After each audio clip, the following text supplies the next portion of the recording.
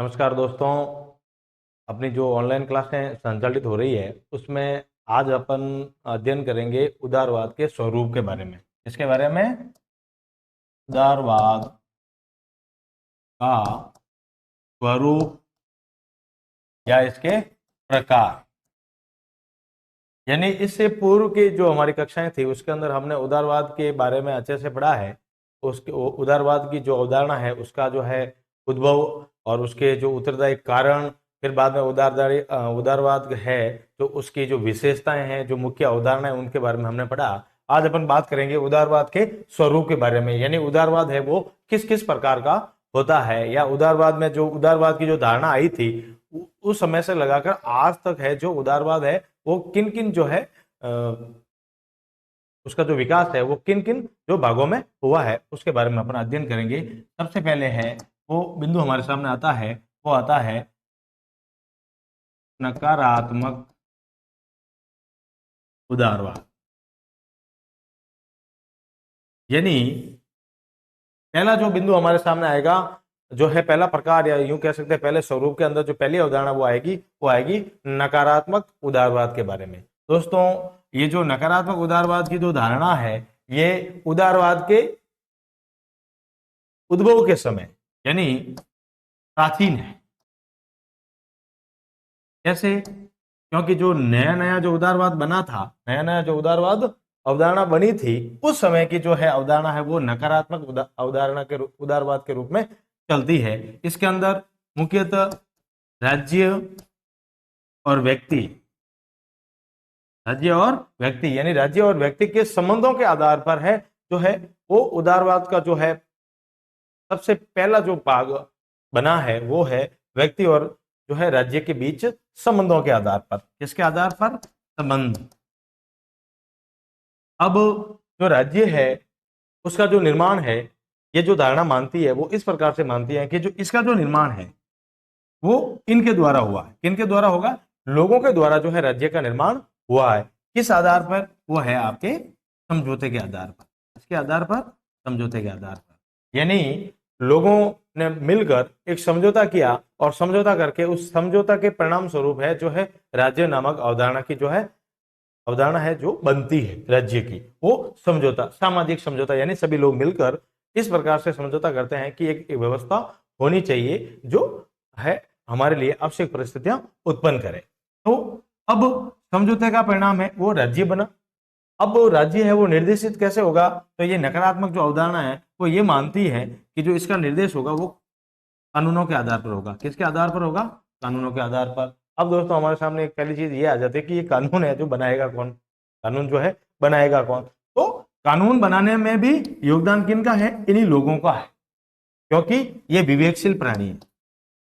विवेकशील उदारवाद की जो धारणा है वो व्यक्ति के विवेक में विश्वास करती है, यानी व्यक्ति को बुद्धिमान मानती है। तो व्यक्ति के जो बुद्धि का परिणाम है वो कानूनों के रूप में सामने आता है, और वही कानून है वो जो है राज्य काम में लेता है और अपनी व्यवस्था का निर्माण करता है। तो इस आधार पर इन्होंने राज्य को क्या माना? राज्य को आवश्यक बुराई, दोस्तों ध्यान रखना, आवश्यक बुराई यानी जरूरी भी है और जो है ये एक बुराई के रूप में भी है। बुराई के रूप में इसीलिए है क्योंकि ये बंधन रखती है इसके ऊपर, नागरिकों के ऊपर। तो अब बात हुई कि जो है नागरिकों और व्यक्तियों, जो राज्य है उसके बीच में जो संबंध होंगे उनको जो निर्देश देगा वो कौन देगा? कानून देंगे। कानून बनाएगा कौन? व्यक्ति बनाएगा। तो वो कानून होंगे तो वो किस आधार पर होंगे? तो बंधन न के बराबर होंगे, न के बराबर। यानी जिस समय उदारवाद की जो धारणा बनी थी उसके अंदर ये माना गया कि जो है व्यक्ति स्वयं विवेकशील होता है, अपना करता स्वयं होता है, अपने व्यक्तित्व का निर्माण, अपने जीवन का निर्माण करने में स्वयं सक्षम है, इसीलिए उसके ऊपर किसी भी प्रकार का कोई है जो है बंधन नहीं होने चाहिए। क्या नहीं होने चाहिए? बंधन न। तो ये बंधन कैसे मानता है? न के बराबर। ये राज्य का नियंत्रण किस प्रकार से मानता है? न के बराबर। किसके बराबर? न के बराबर नहीं, यानी बिल्कुल भी जो है नाम मात्र के जो बंधन रहेगी किसके ऊपर? व्यक्ति के ऊपर। किन किन चीजों में? वो है आपके जीवन के क्षेत्र में, आर्थिक क्षेत्र में और सामाजिक क्षेत्र में। यानी ये जो विभिन्न क्षेत्र है इसके अंदर जो राज्य का जो बंधन है, जो ये राज्य का जो ऊपर का नियंत्रण है, वो बिल्कुल न के बराबर रहेगा। तो जो ये नकारात्मक उदारवाद की जो अवधारणा है वो ये मानती है कि राज्य और व्यक्ति के समझौते का परिणाम राज्य है, राज्य बना। अब वो राज्य है, लोगों ने मिलकर सामाजिक समझौते के परिणाम स्वरूप राज्य की अवधारणा को अपने, और वो राज्य की जो अवधारणा भी बनी वो किसके लिए, व्यक्ति खुद के लिए बनाई, और इसमें अपने आप की ज्यादा से ज्यादा व्यक्तिगत स्वतंत्रताएं प्रदान की गई। किसको, व्यक्ति को, यानी व्यक्ति को एक तरीके से स्वच्छंद छोड़ दिया गया कि उसके ऊपर नियंत्रण है वो न के बराबर रहेगा, क्योंकि मानव खुद विवेकशील होता है। तो ये जो पहली जो अवधारणा है वो यही मानती है कि जो व्यक्ति मिलकर सामाजिक समझौते के परिणाम स्वरूप राज्य का निर्माण करते हैं, और राज्य है वो कानूनों से संचालित होता है, और कानून लोगों के विवेक का परिणाम होते हैं, लोगों के विवेक का परिणाम होते हैं, तो मनुष्य विवेकशील है। तो जब मानव ही, व्यक्ति ही खुद ही कानून बना रहा है, तो जो है कानूनों के अंदर क्या होनी चाहिए, एक शिथिलता होनी चाहिए, एक जो है बंधन बिल्कुल उसके ढीले होने चाहिए, उसके ऊपर किसी भी प्रकार का जो है अनावश्यक कोई प्रतिबंध नहीं होना चाहिए। ये और ज्यादा से ज्यादा है जो व्यक्तिगत रूप से स्वतंत्रता दी जाए, किनको, लोगों को। किसको दी जाए, लोगों को। तो दोस्तों हमारे सामने जो पहला जो प्रकार आया है वो आया आपके नकारात्मक उदारवाद। कौन सी अवधारणा आई, नकारात्मक उदारवाद। आगे अपन दोस्तों बात करते हैं, तो इसका जो दूसरा बिंदु है या दूसरा जो प्रकार अपन के हैं, तो वो है आपके सकारात्मक उदारवाद। ये भी धारणा यही मानती है कि समझौते का परिणाम है वो है राज्य, किसके बीच, व्यक्तियों के बीच जो समझौता हुआ उसका परिणाम क्या है, राज्य की संस्था। लेकिन यहाँ थोड़ा सा फर्क है। फर्क यह है कि उसमें आवश्यक बुराई माना गया, राज्य को क्या माना गया, बुराई। यहाँ बुराई नहीं मान के राज्य को क्या माना गया, आवश्यक, केवल आवश्यक। किसके लिए, लोगों के लिए आवश्यक ये होगी व्यवस्था, यानी व्यवस्था आवश्यक है, व्यवस्था आवश्यक है, यानी राज्य की व्यवस्था होना जरूरी है। इसके बिना आपके जो है व्यक्तिगत स्वतंत्रता की भी जो है सुरक्षा नहीं हो पाएगी। और इसमें उसमें क्या था, उस पहले वाले जो अपने इसका जो पहला पढ़ा था नकारात्मक उदारवाद, उसके अंदर क्या था, ज्यादा से ज्यादा व्यक्तिगत स्वतंत्रता। अब यहाँ बात होगी वो उस एक व्यक्ति के लिए हो रही थी, यहाँ बात होगी सामूहिक हित के लिए। किसके लिए होगी, सामूहिक हित, सामूहिक हित, यानी जितनी भी राज्य व्यवस्था करेगा सभी के लिए करेगा। किसके लिए करेगा, सभी के लिए करेगा। यह राज्य का होना जरूरी है, क्योंकि एक व्यक्ति की जो व्यक्तिगत स्वतंत्रता है उसकी सुरक्षा के लिए जो है बंधनकारी शक्ति भी होना जरूरी है। तो बंधनों का मौजूद होना भी, बंधन मौजूद रहेंगे, मौजूद रहेंगे, बंधन होना जरूरी है, नियंत्रण होना जरूरी है। किसका, कानून का, कानून का नियंत्रण, यानी विधि के शासन की कल्पना की गई। किसके, विधि के शासन की। तो इसके अंदर जो है राज्य भी जो है निरंकुश होकर काम नहीं करेगा, और व्यक्ति भी इतना स्वतंत्र नहीं हो जाएगा कि वो दूसरे व्यक्ति के लिए जो है एक प्रॉब्लम क्रिएट कर दे, एक जो है समस्या क्रिएट कर दे। ऐसा नहीं होगा। सब व्यक्ति जो है अपने अपने जो कर्तव्य और अपने अपने जो अधिकार है उनका प्रयोग करते रहेंगे। तो ये जो सकारात्मक उदारवाद है वो यही मानता है कि समझौते के आधार पर राज्य का निर्माण, और राज्य के अंदर जो कानून बने हैं उन कानूनों के अनुसार शासन चलेगा, और उसके ऊपर बंधनकारी शक्ति भी रहेगी। क्योंकि जो मनुष्य होता है वो मनुष्य का जो जीवन होता है, या जो उसके जो व्यवहार की जो अपन परिभाषा दे सकते हैं, या उसके व्यवहार के जो लक्षण बता सकते हैं, उसमें प्रतिस्पर्धा की भावना बहुत ज्यादा पाई जाती है, अपने हित जो है पूरे करने की भावना ज्यादा पाई जाती है। तो ये जो बात करेगा वो व्यक्तिगत स्वतंत्रता की तो करता है। उन्होंने कहा कि स्वतंत्रता और अधिकार ये कब मिलेंगे, जब है ऊपर कोई बंधनकारी शक्ति रहेगी, नहीं तो ये नहीं मिल पाएंगे। तो जो है स्वतंत्रता के पोषण के लिए, व्यक्तिगत स्वतंत्रता के पोषण के लिए व्यक्ति को आवश्यक जो परिस्थितियां उपलब्ध होनी चाहिए, उनके लिए जो जरूरी चीज है वो है राज्य जरूरी है, उसके कानून जरूरी है, विधि का शासन जरूरी है। और जो विधि का शासन रहेगा तो है जो नियंत्रण बना रहेगा, एक व्यवस्था का निर्माण होगा, और वो व्यवस्था अच्छी तरह से चलेगी। क्यों, क्योंकि अगर व्यवस्था नहीं रहेगी तो फिर वही स्थिति हो जाएगी मत्स्य न्याय वाली, कि जिसकी लाठी उसकी भैंस, यानी जो बलशाली होगा वो जो कमजोर लोगों का शोषण करेगा। तो यहाँ शोषण नहीं होगा, क्या नहीं होगा, शोषण नहीं होगा, बंधन मौजूद रहेंगे। राज्य के जो बंधन है वो संप्रभुता के रूप में जो बंधन जो संप्रभुता की शक्ति राज्य को सौंप कर उसके अंदर जो है इस प्रकार से सत्ता उनको सौंपी जाएगी कि वो एक व्यवस्था का निर्माण करेंगे और वो व्यवस्था है वो अच्छे तरीके से जो है चलती रहेगी और अच्छी व्यवस्था का एक निर्माण होगा और आवश्यक परिस्थितियां हैं जो व्यक्ति के जीवन जीने के लिए या व्यक्ति के व्यक्तित्व निर्माण के लिए होनी चाहिए वो जरूर मिलेगी। तो ये दूसरा जो प्रकार था दोस्तों वो यही बता रहा था कि जो राज्य है वो आवश्यक है, कि बंधन भी आवश्यक है और बंधन होने भी जरूरी है, क्योंकि व्यवस्था निर्माण के लिए बंधन का होना जरूरी है, नहीं तो बिना बंधनों के व्यवस्था का निर्माण नहीं हो पाएगा। तीसरा जो प्रकार है वो है अनुभविक अनुभविक उदारवाद। अनुभविक उदारवाद।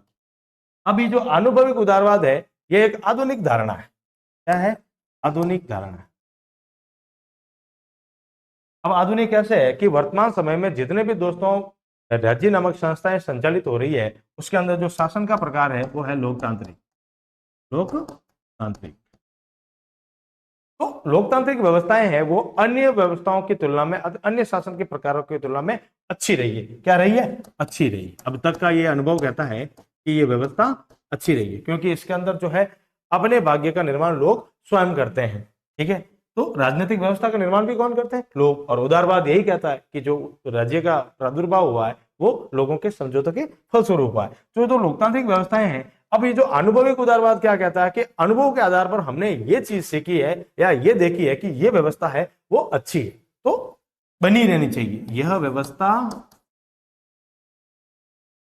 बनी रहनी चाहिए, बनी रहनी चाहिए। यानी जो लोकतांत्रिक व्यवस्थाएं हैं, जो वर्तमान की व्यवस्थाएं हैं वो बनी रहनी चाहिए। इस लोकतांत्रिक व्यवस्था के अंदर क्या होता है?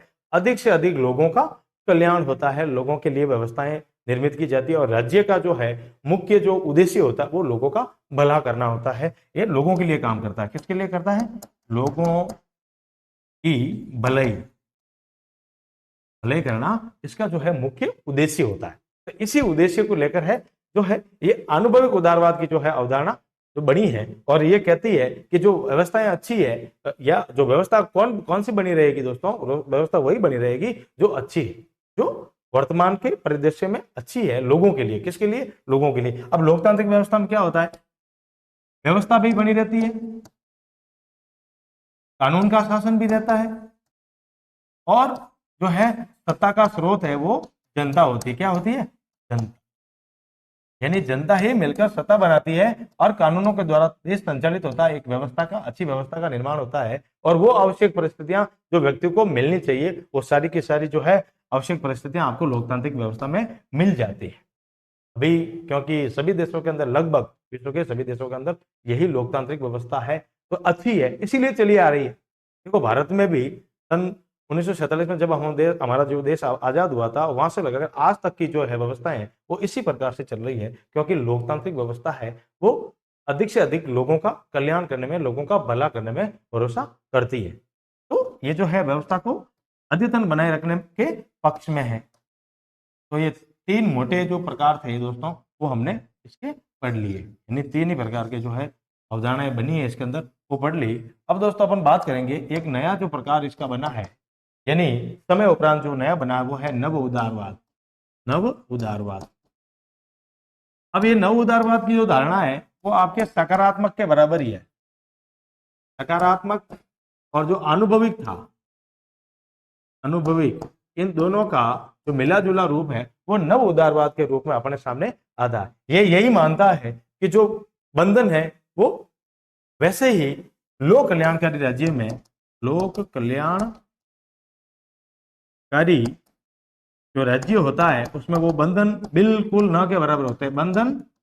बंधन या जो बाध्यकारी शक्ति होती है वो न के बराबर है, न के बराबर है और आवश्यक परिस्थितियां जो मिलनी चाहिए व्यक्ति को व्यक्तित्व निर्माण के लिए वो मिल रही है, क्योंकि जो राज्य के कार्य है वो बढ़ गए हैं, कार्य बढ़ गए हैं और ये कार्य बढ़ने के कारण सभी जो व्यक्ति के लिए जो आवश्यक परिस्थितियां हो सकती है वो राज्य के अंदर ही संभव है और जो राज्य ही करता है। और वो कैसा राज्य? लोकतांत्रिक राज्य, लोक कल्याणकारी राज्य, जो लोगों की भलाई के लिए दिन रात काम करता है। इसीलिए जो नव उदारवाद की धारणा यही कहती है कि जो बंधन है, आधुनिक जो लोक कल्याणकारी राज्य की जो अवधारणा है वो बंधनों में कम विश्वास करके लोगों को अधिक से अधिक स्वतंत्रताएं प्रदान कर रही है, और अधिक से अधिक जब लोगों को स्वतंत्रता प्रदान होगी तो उनकी जो व्यवस्थाएं हैं, जो व्यक्ति के लिए आवश्यक जो परिस्थितियां हैं जीवन निर्माण के लिए या व्यक्तित्व निर्माण के लिए, अपने जीवन जीने के लिए वो आवश्यक परिस्थितियां उसको मिलेगी और वो अच्छे से अपने जीवन का निर्माण कर पाएगा। तो ये दोस्तों आज आज हमने जो है इसके 3 जो प्रकार वो और इस प्रकार का जो नया एक आधुनिक अवधारणा के रूप में एक नव उदारवाद आपके सामने आया है उसका भी अध्ययन किया। आज के लिए इतना ही। आगे के वीडियो में हम जल्द मिलेंगे, तब तक के लिए नमस्कार।